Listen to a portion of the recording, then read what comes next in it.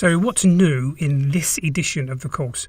I want to tell you a little bit about the history of the course and some of the changes that have been made since it was first launched. So when I put this course on Udemy a few years ago, I expected to get maybe 100 or so people to sign up. Now, I knew it was a good course.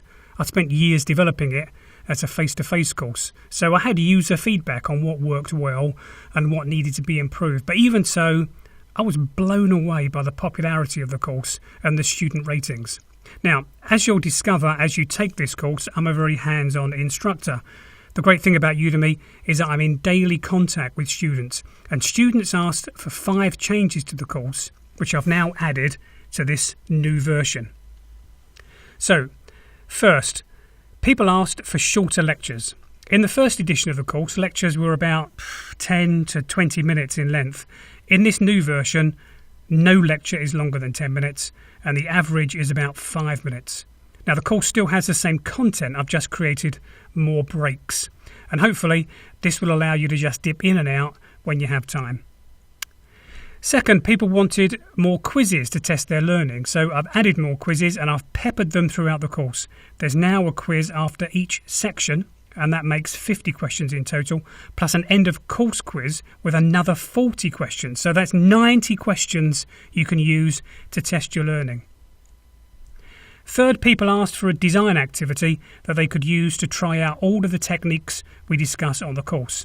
So I thought long and hard about that. I thought about adding 1 or 2, but then changed my mind and moved to 3 and then 4, and then there were more ideas, and I ended up with 5 different design activities that you can play along with. You don't need to do all of them, you can just choose 1, or you can choose all 5 if you're an overachiever. I'll be showing you examples of other students' work, and you can use those activities as portfolio pieces in your user experience portfolio. And next, students told me they got lost with all of the course downloads. The course had lots of templates to support user research and design, but they were spread over the various lectures. So now I've combined them into a proper handbook and included a series of written user experience briefings as part of the handbook. So this is now a really useful resource on its own, and I hope you find it useful. And then finally, people asked for a qualification.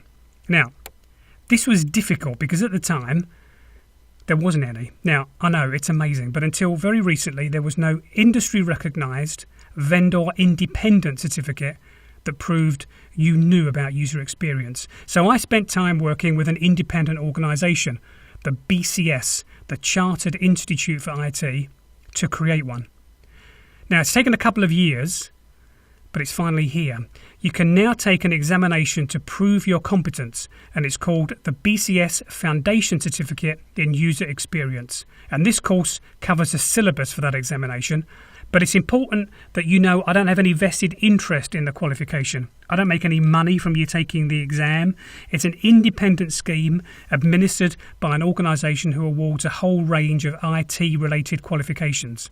And by the way, the test questions that I've included in this course are about the same standard as the ones in the BCS Foundation Certificate. So this course acts as a really good primer for people that want to take that exam.